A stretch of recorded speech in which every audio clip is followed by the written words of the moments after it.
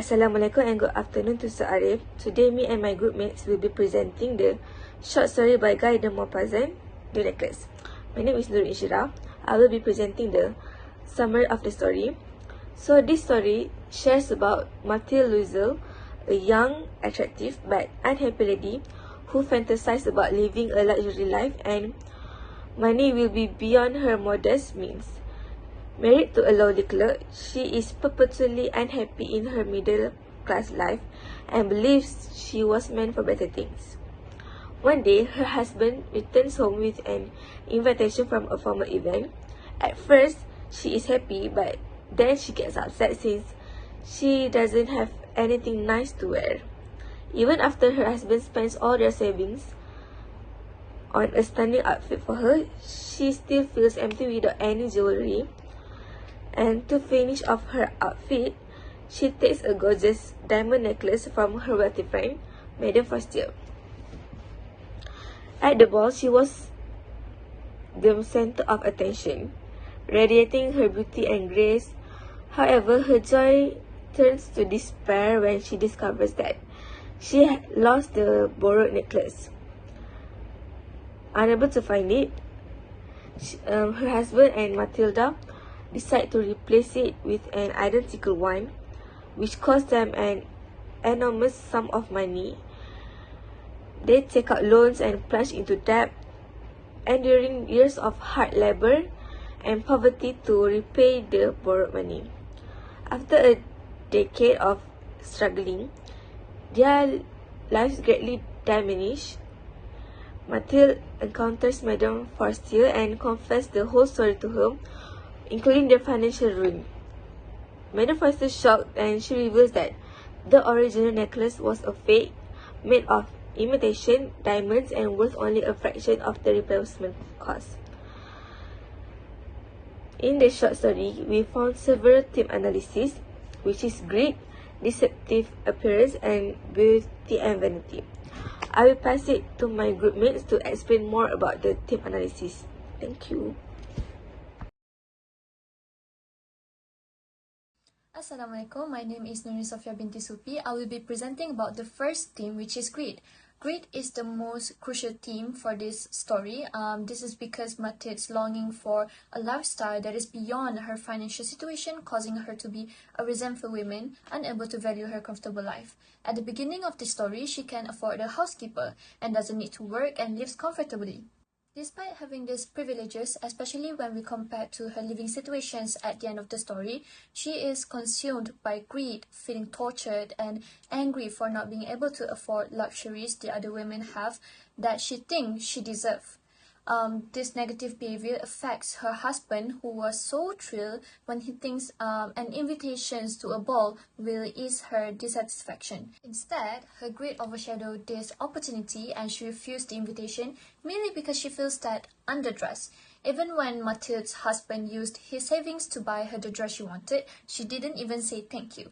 Moreover, even when she got her dream dress, she still refused the invitation with the reasons of not having suitable jewelry, and she feels like she will look like, and I quote, shall look like this dress. Following her husband's suggestions of borrowing jewelry from her friend Madame Forestier, Mathilde was still not impressed with the jewelry shown and wanted something more dazzling and more expensive looking. She was always comparing her wealth to those who have more, never appreciating the comfort she has, particularly before the ball, compared to those in lower class. Mathilde was blinded by greed, always angry about her life situation. She feels that she deserves more and has been unfairly treated. Her lack of appreciation for her economic status early in the story leads to her losing both her comforts and her beauty at the end. That's it for me. Thank you. Hi, my name is Nur Alisha Damiti Muhammad Amir. I'm going to present one of the main themes of the necklace, deceptive appearances. Mathilde spends her years of beauty longing for a lifestyle of extravagance. When she is presented with true gems at Madame Forestier's, including a pearl necklace and precious stones of admirable workmanship, Mathilde dismisses them because she believes they are unable to fully represent her sense of self-worth. Ironically, she chooses a superb necklace of diamonds, which fulfills her definition of exquisite beauty because she believes it to be the most expensive and elegant choice. She is so thrilled with her decision that she is lost in ecstasy when she beholds it around her neck. This necklace, which fulfills Mathilda's sense of beauty and lavish projections, is, however, a fake. The diamonds aren't real, yet Mathilda believes that they are. Mathilda has based her entire sense of self-worth on ideals of wealth and status. Yet, in the decision which completely changes the trajectory of her life, she proves unable to distinguish between true treasures and worthless replicas. Mathilda's own personality is much the same. On the dance floor, she triumphs, feeling herself fully alive only because she believes the dress and jewelry she wears make her beautiful. Yet, it is a facade. Mathilda is indeed an attractive woman. The opening sentence notes that she was one of those pretty and charming girls. She doesn't need an expensive dress or elegant jewelry to make her beautiful, but she is blind to this truth. Mathilda's predilection for a flashy and lavish lifestyle ends with her great deception, as she is unable to ultimately gauge the true worth.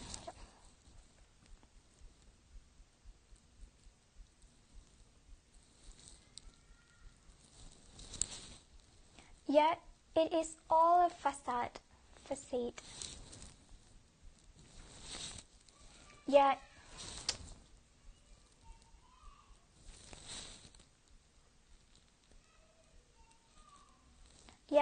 it is all facade. Mathilda is indeed an attractive woman. The opening sentence notes that she was one of those pretty and charming girls. She doesn't need an expensive dress or elegant jewelry to make her beautiful, but she is blind to this truth. Mathilda's predilection for a flashy and lavish lifestyle ends with her great deception, as she is unable to ultimately gauge the true worth of the very things she admires most.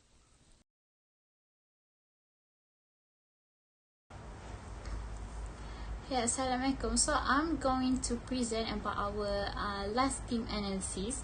So early in the story, it is not that with women there is neither caste nor rank and beauty, grace and charm act instead of family and birth.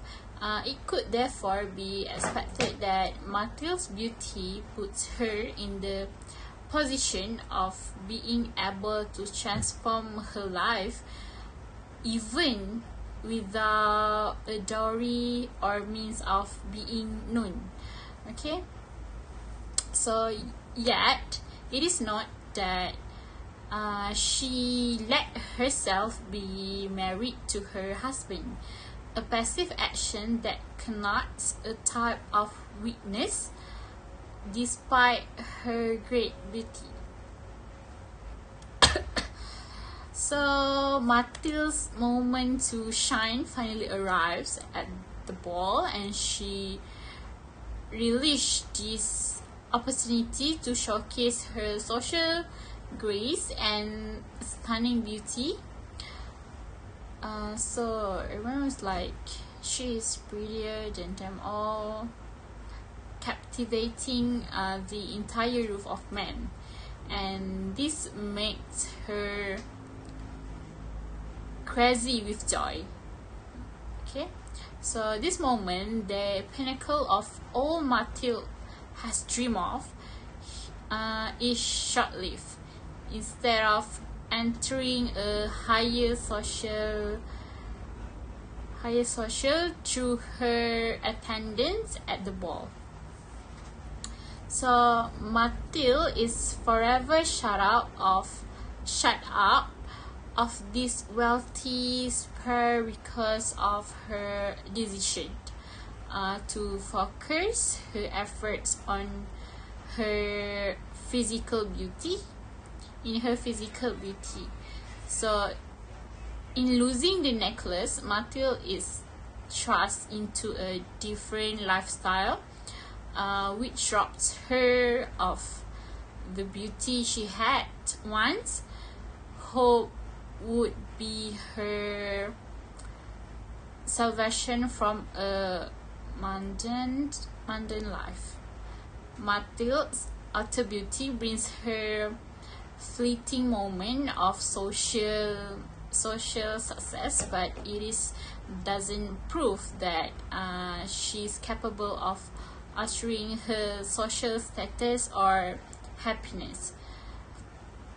So if Mathilde had proven herself less self-focused, her vanity may not have brought her to both monetary and physical ruin. So that is all from our group. Thank you.